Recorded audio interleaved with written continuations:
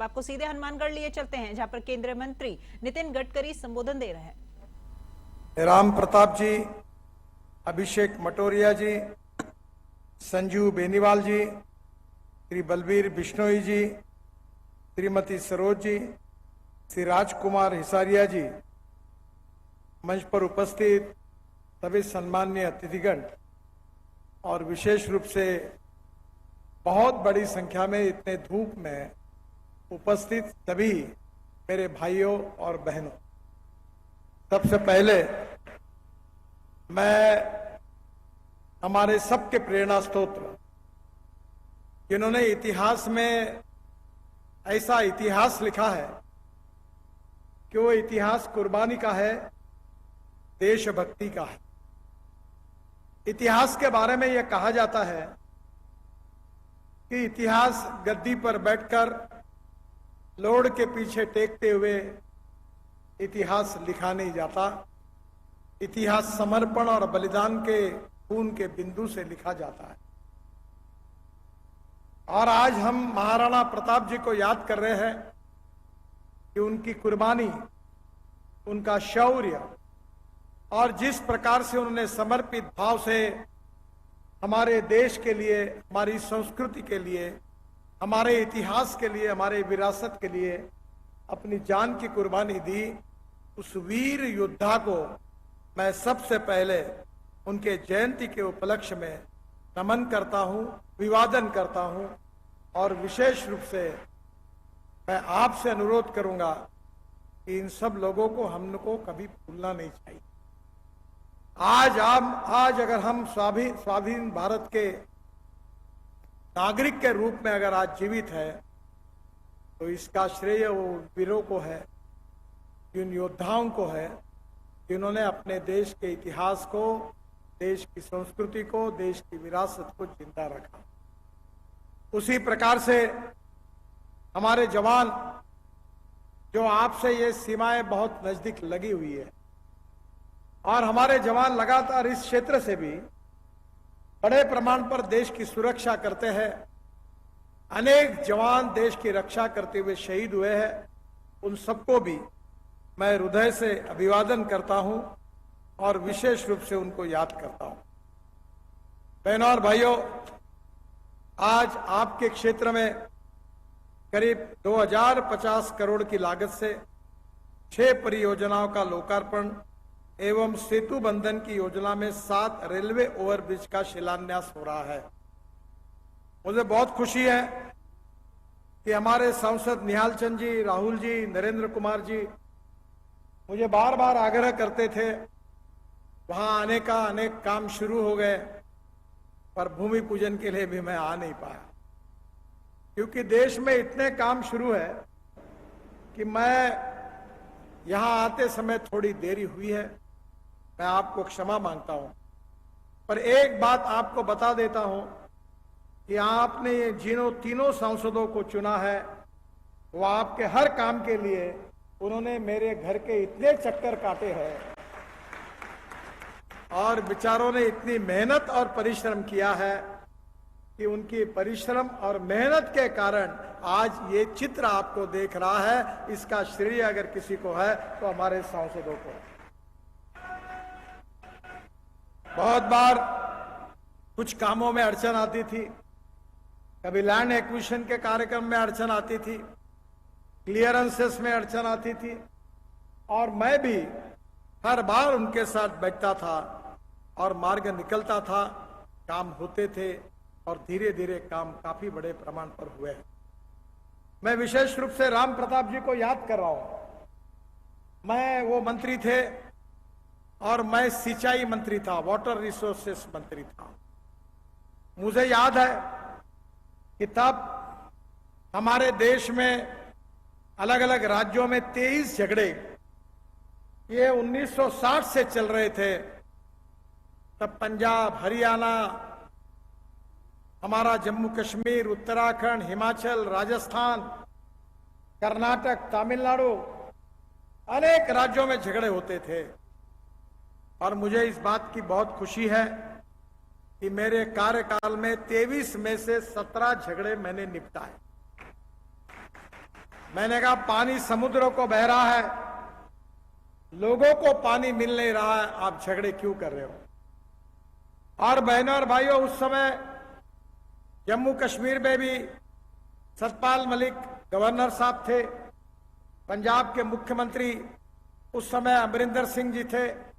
मैंने अमरिंदर सिंह जी को कहा कि आप जाइए और वहां करार करके ये भी झगड़ा मिटाइए। आप सबको बताते हुए मुझे खुशी हो रही है कि भारत और पाकिस्तान, ये दो देशों का निर्माण होने के बाद हमारे दोनों देशों के बीच में एक करार हुआ था। करार ये हुआ था कि जो 3 नदियां भारत में बहती थी उसका पानी हमको मिला था और 3 नदियों का पानी पाकिस्तान को मिला था।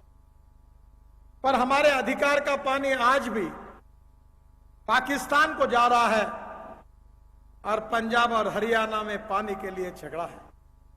इस बात का मुझे बहुत दुख होता था, दर्द होता था।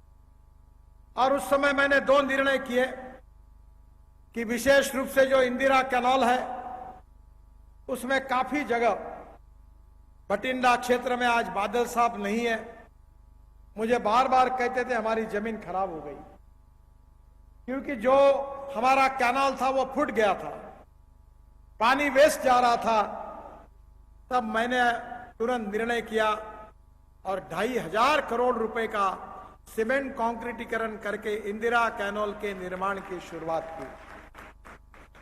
और मुझे बताया गया कि ये कैनाल डालने के बाद जो पानी बचेगा वो पानी राजस्थान के करीब 9 डिस्ट्रिक्ट तक पहुंचेगा, सूखे क्षेत्र में पहुंचेगा और किसानों को पहुंचेगा। इस बात की मुझे बहुत खुशी है। इसके साथ साथ मुझे इस बात का विश्वास है कि राम प्रताप जी जब भी मेरे पास आते थे पानी के लिए बड़े आग्रह से, जिद के साथ मेरे को बार बार कहते थे कि पानी हमारी समस्या है, कुछ करो। हरियाणा, पंजाब, जम्मू कश्मीर, उत्तराखंड, हिमाचल, वो जो डैम बन रहे थे बड़े बड़े, वो डैम को मैंने क्लियरेंस दिया। और मुझे इस बात की खुशी है कि वो डैम के काम अब शुरू हुए हैं और जल्दी ही वो पानी राजस्थान की सीमा तक आएगा। मैंने तो और एक योजना तैयार की थी कि नर्मदा के बाद अनेक नदियों का पानी गुजरात में समुद्र में चला जाता है, उस पानी को रोककर मैं जैसलमेर तक एक बड़ा कैनाल, वाटर ट्रांसपोर्ट का एक कैनाल बना रहा था और उस पानी से बहुत जगह पर पूरे हमारे राजस्थान के प्रदेशों में पानी मिल जाता। ऐसी अनेक योजनाएं। मैं किसान हूं, किसानों में काम करता हूं, 3 चीनी मिलें चलाता हूं। हमारे उस क्षेत्र से 10,000 किसानों ने आत्महत्या की है और इसलिए किसान के साथ जुड़ा हुआ, इसलिए मुझे पता है कि पानी से किसान की कितनी प्रगति होती है, विकास होता है। जब पानी मिलता है, ड्रिप इरिगेशन और स्प्रिंकलर लग जाता है तो किसान का उत्पादन 2.5 गुना बढ़ जाता है। और इसलिए बहनों और भाइयों, मैं 2004 से एक सपना लेकर लगातार संघर्ष करते हुए आगे आ रहा हूं और वो सपना पूरा होते हुए देखते हुए मेरे दिल को बहुत तसल्ली होती है। मैंने तय किया था इस देश का किसान गेहूं, चावल, हमारी सरसों, मक्का तैयार करके किसान की तकदीर नहीं बदली जाती। अगर किसान की तकदीर बदलनी है तो किसान को अन्नदाता तो है ही, पर किसान को ऊर्जादाता बनाना चाहिए। अब किसान ऊर्जादाता बन गया और अभी तो हरियाणा और पंजाब के किसान ये डांबरदाता भी बन रहे हैं। थोड़ा आपके यहां भी आप इसमें इनिशिएटिव लीजिए। जो परली है, जिसको राइस स्ट्रॉ कहते हैं, हमने पानीपत में बहुत इंडियन ऑयल के पीछे लगकर एक प्लांट लगाया है और वहां परली से, राइस स्ट्रॉ से 1 लाख लीटर इथेनॉल पैदा होता है और करीब 150 टन बायो बिटुमिन तैयार होता है। और अभी ऐसी टेक्नोलॉजी आई है कि rice straw, cotton straw, wheat straw, bagasse कोई भी बायोमास, अगर 20 लाख का ट्रैक्टर मोल्डेड यूनिट है, उसमें अगर डाल देंगे तो डांबर तैयार होगा, बिटुमिन तैयार होगा। और मेरी इच्छा है कि इस देश के किसान अन्नदाता तो है ही, ऊर्जा दाता भी बन गए, अब बिटुमिन दाता बने, ये मेरा सपना है। हमारे देश को 80 लाख टन बिटुमिन लगता है, 50 लाख टन हमारे यहां हमारी रिफाइनरी देती है, और 30 लाख टन इंपोर्ट होता है।